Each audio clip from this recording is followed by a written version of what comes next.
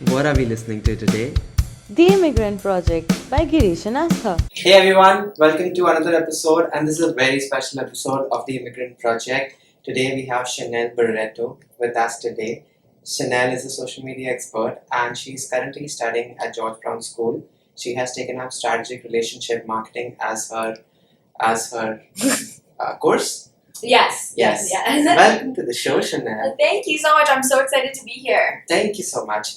So Shanel, what we do is we usually request our guests to give a small introduction about themselves because I, as a host, will never be able to do justice as much as you would do. Yeah, no problem. So, as you said again, I'm a post-grad marketing student at George Brown College. I specialize in social media, and I'm really just looking for my niche right now. I have about 9 years in customer service sales. I studied project management, and my main success and passion was corporate events. I hosted events up to 700 guests, and it was really fun. Wow, 700 guests. So, okay, what else have you done apart from social media, Shanel?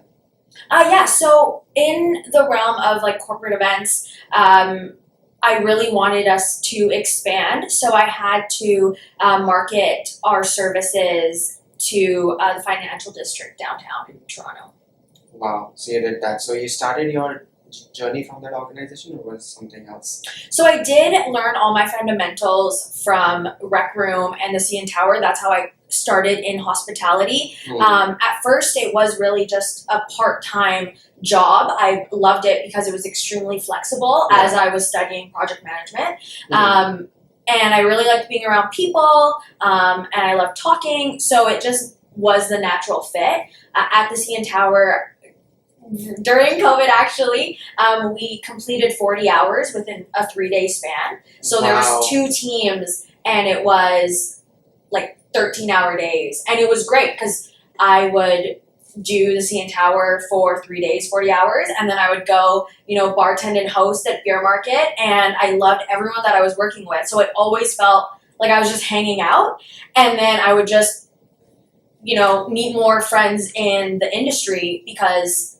everyone in hospitality, they were just extremely friendly, and then I would just go study and hang out with other people, and it was really cool. Wow, so Miss People's Person and Miss Social Butterfly. I have 2 questions for you. One question is for the audience and one out of my own curiosity. So for the question for the audience is, how did you go about finding a job at CN Tower? I actually applied. It was really funny. They called me. How do you go about applying? Is it on LinkedIn? Is it in the newspaper? I think I was applying blindly for about 4 months. Oh my God. And because it was Edgewalk, they only hired a very specific time because they can't operate the Edgewalk during winter time. Yeah. So it was a very small window.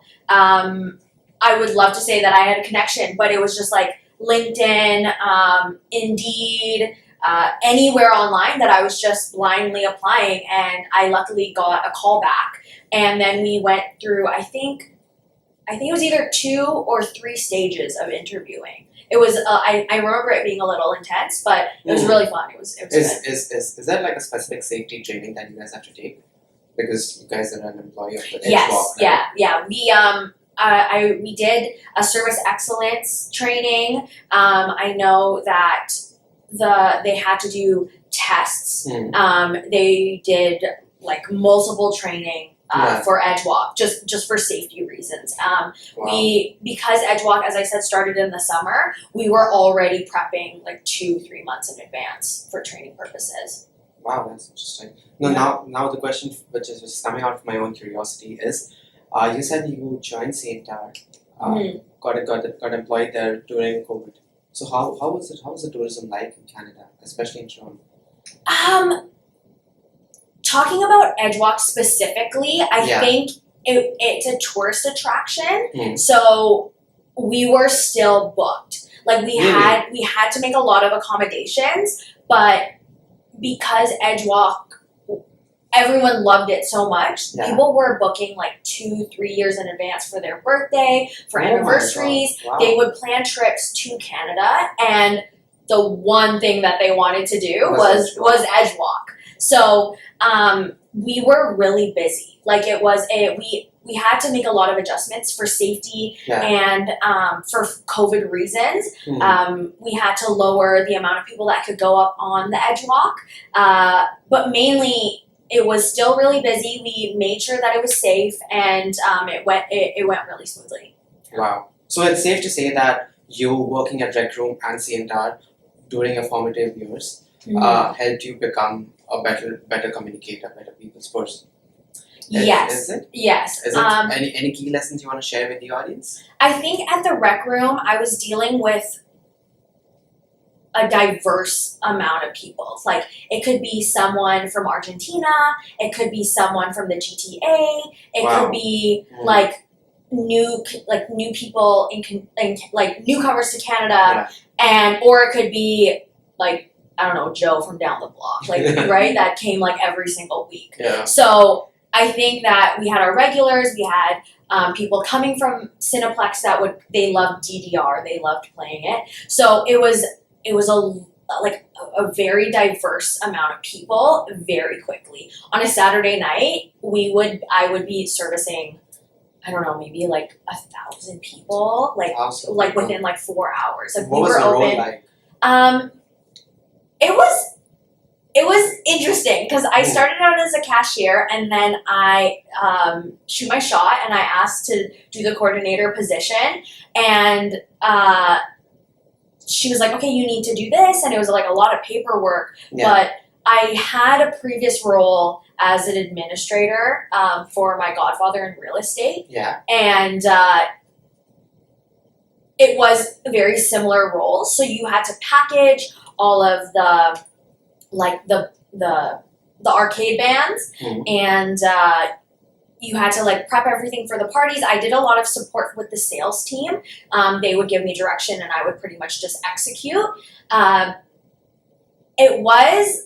wouldn't say that it was a very high a responsibility job. Sorry, I don't know if I said that properly, but it taught me how things were run, like how for Edgewalk and the CN Tower, because they were such sought out companies or places that, you know, I joined hospitality, but I also joined one of the best places in hospitality. So they were always enforcing like really high standards, and then that became my norm. It wasn't like, oh, I did this prior and then I led up to the Rec Room or the CN Tower. That was my first training session. So since then, I think that I've always been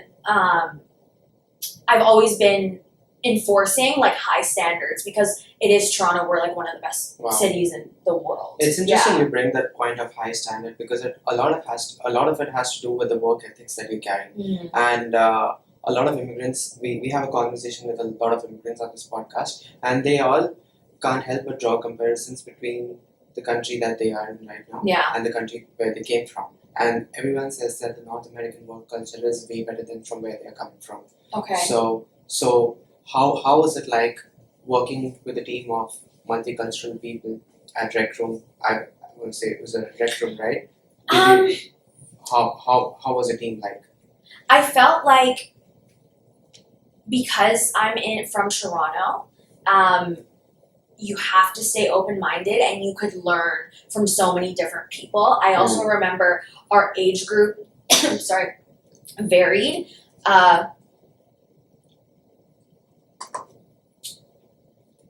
Age group? Yeah, the age group varied, and the people varied. That it was like, at the Rec Room, we were extremely supportive of each other. Even if a task was bad, or you know, we were just having a bad day versus like, you know, the 90 great days. It was really about having a really supportive team and being team oriented, I would say. Yeah. Wow. Do you have any memories of your favorite days at the Rec Room? It's actually funny because, you know, I never never thought of it as work. So we would work till like 2 a.m., right? Wow. And then at the end of the day, we would all either rush to the subway, or we would all like wait for Ubers together, and we would get food and hang out. until like, and then we'd watch the sunset together. So it's kind of funny that it's like, oh, like what did you like about the workplace? And I really want to say the people, because it never felt like 2 a.m. It was like, oh, you know, you want to go get food and watch the sunset. So that was kind of cool. Like looking back, I'm like, oh, I probably really didn't like sweeping up glass, because like, you know, people are like drinking and playing games, and like they'll drop, you know, a glass and then I have to sweep it up. But I was always joking around with my team, and if I ever had an issue, I'd be like, hey, like I don't know how to do this. And it didn't necessarily need to be like a supervisor or a manager. It was like any member of the team would help you out and support you and give you advice. Wow. Yeah. So a lot of your experience working at a place has to do with the people that you work with. Yeah. Especially your seniors and your managers. Yes. You would say that? Because I Yeah. feel so. I feel Yeah, so. I think Because so. if they make our life miserable, then I don't want to stay. Yeah, every single day. definitely. No Wow. problem, yeah. So, Shanel, you have done hundreds of things, but have you ever stepped out of your comfort zone? Yes. I think How is it like? it is like, as I said before, like Or you challenge yourself? I just asked. I was like, hey, you know, can I be a group sales coordinator? Like that just looks like super cool. I would love to do it. You know, I'm a project manager. I need to be I need to find a coordinator position. Yeah. So I need experience. So it was always like, okay, I'm studying project management, or I'm studying marketing. So what experience can I find that's applicable to that role? Yeah. So that was mainly what was happening at every point. But I feel like, you know, going and getting a post-grad marketing like diploma is definitely out of my comfort zone. Becoming like a corporate sales manager up to 700 events was completely out of my comfort zone. Wow. I think every single position that I entered was out of my comfort zone, but it was because I was searching for the next thing that's going to help my career in the long term. Wow. You know what we should do, Shanel? We should call you again on this Yeah. podcast a year from now. Yeah, And we should talk about the times you stepped out of your comfort zone in the past 1 year. Yeah, I was like, but it goes to the same part as before. Like, I've always had a really supportive group around me, whether it was my friends or like the people I was working with or the people I was at school. Like, I think that we were always supporting each other, that it was, in the end, it was fine. You know, does that make Does that definitely resonate? makes- Yeah. Yeah. So Shanel, I have a question for you. So a lot of our listeners are immigrants to Canada, or they are planning their move to Canada, and they want to know about the education system in this country. Now you are a native Canadian. You were born here in Vancouver. So how do you find the education here? Because for people like us, it'll of course be an upgrade. But what do you think about the education system? Especially since you're studying at George Brown. Do you think it's on par with the Ivy League colleges, or? So I know that there's a huge shift in the way we view the education system currently, only because there's such a rapid technology push, like an era where you can go on LinkedIn Learn, you can like learn so many skills online that it opens up the conversation of, you know, if I can learn this online, then why would I get you know, a university degree or so forth. But I personally think that, like, as I said before, I was at the rec room for fundamentals. Okay. Go on. Okay. Yeah, okay. Fundamentals. For the fundamentals. And then when I was in my sales position, I was gaining work experience in the moment, right? Like, they were telling me how, like, this is how you do SEO, this is how you market this, that. I was like, okay, learning on the job. I was learning on the job, but there were still things that I was hesitant about. Yeah. And I really I like being an overachiever, that I was like, you know what? I think I'm going to have to step back, and I'm going to have to go into a learning environment to gain those skills. I think that when when you go to school, Yeah. it's the same thing. You're learning the fundamentals. I think that it is extremely important for you to. I think that the education system is extremely important. Like going to university, learning how to like be resourceful. Yeah. Like I think that everyone is debating. I can learn this topic from this article online, but it's not about that. It's about, how do I work in a team? How do I complete deadlines within 24 hours? Like, you're not going to get that same experience. I know everyone is going to say I'm wrong and say work experience is where it is. And that happened to me. I learned so much on the job. But when it comes to, transitioning to a different industry, or if you want to learn, I don't know, like computer engineering. Yeah. Like, you're not going to be you're going to be in a space that you can learn slowly. That's that's important as well. So I would say that the education system is really important, and I'm more pro going to university. In hindsight, you're glad that you took up this course at George Brown. Yes. Yeah. Because it opened my eyes to a lot of different avenues and a lot of different ways of thinking. Yeah. Like, when you say that a lot of newcomers come to Toronto, they also come to George Brown. It's one of the best educations. Yeah, and I've learned so many different things from my classmates. Yeah. As long as you're just kind of like open to listening, I think that it's hard to like, you are used to a certain grading system like this, and now you come to Canada and it's completely different. Yeah. But it's a lot of independent work. So I think it's great. I think it's, Wow. Yeah. Well, there's a lot of conversation that we need to have, Shanel, and unfortunately we are at the end of time for our episode. But I'll tell you what, we'll do a second episode today. Perfect. Today itself, if you have time. Of course, no problem. Wow. But thank you so much for being part of this episode, Shanel. Really loved the conversation. Awesome, that's great.